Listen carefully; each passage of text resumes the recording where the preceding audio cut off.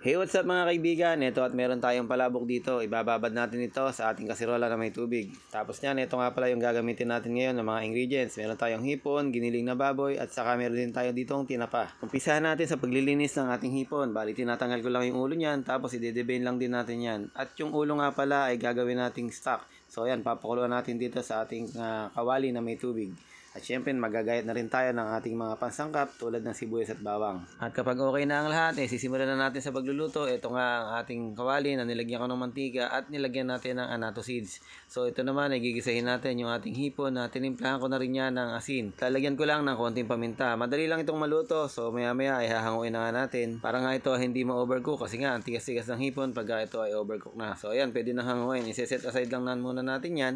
At dito rin sa ating same pan, magigisa na tayo ng ating bawang at sibuyas. Konting halo-halo nga lang at pwede na nating ilagay ang ating giniling na baboy. So itong giniling na baboy na to almost 120 ba ang pagkakabili ko dito. Basta mga ganun lang. So titimplahan natin ang ating panimpla tulad ng paminta at saka ng patis para kumapit na yung kanyang lasa doon sa ating giniling na baboy. Ito naman ay nilalagay ko ay ang ating tinapa flakes. So may taglay din yan na konting alat at ito naman yung dinurog na ating chicharon. Bali 2 pack yung chicharon na binili ko. Yung isa ay sinama ko dito sa pagigisa at ito naman yung ating hipon stock o yung ulo ng hipon na ating nilaga kanina. So kulang pa yan kaya dadagdagan ko pa ng konting tubig.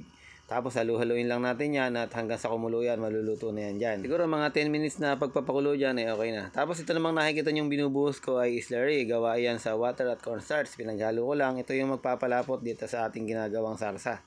Naku guys, napakasarap nito pagka nasubukan nyo. Talaga namang lahat makakalimutan nyo, pero lang ang pangalan nyo. Pero wag na wag nyong kakalimutang magdasal at tumawag sa kanya dahil siya lang ang may gawa ng lahat. So yun, dinagdagan ko lang ng konting pampalasa para may linamnam. At ayan, sa tingin ko ay okay na. Ngayon magtatabi nga lang ako ng 1 sandok o 2 sandok para pantabis natin mamaya. Tapos ito, hinalo ko na nga yung ating pasta na nilaga. Bali yung paglalaga nito, hindi ko na naipakita sa inyo. Basta pakuluan nyo lang, binabad nyo kanina. Tapos nga mga 30 minutes, pwede nyo nang pakuluan. So pagpapakulo naman ng pasta na to, mga 5 minutes lang, okay na. Tapos ito, ipe-plating ko na. Meron ako ditong maliit na bilao. Tapos sinapinan ko nga ng aluminum foil para maganda-ganda yung ating presentation, ano. At sigurado nga ako, after yung matapos itong video na to, magde-decide na kayo kung magninegosyo ba kayo o kakain ng pansit palabok. Kasi nga, napakadali lang gawin guys. Pwedeng yung pagkakitaan nito, lalo na pagka nasa bahay lang kayo, mag-order kayo online at magluto muna kayo para subukan nyo kung ano ba ang lasa. Kasi sa totoo lang, marami nang yumaman dito dahil nga sa pagpapa-order sa mga ganitong klaseng pagkain o may mga kakanin,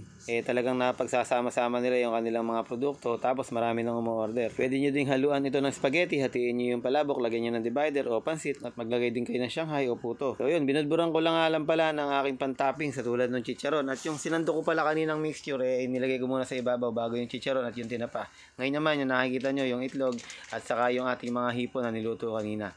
Tapos bubudburan lang natin ito ng konting dahon ng sibuyas at para nga medyo may green at may panghalo sa ating kulay. Talaga namang hindi ko na mapigilan kaya nga eto sasanduhan ko na. So paano pa guys? Tara na at kain na kayo. At eto nga, tinitimplahan ko na ng ating kalamansi at hahalu-haluin ko na at susubo ko na. Hanggang dito na lang. I love you all.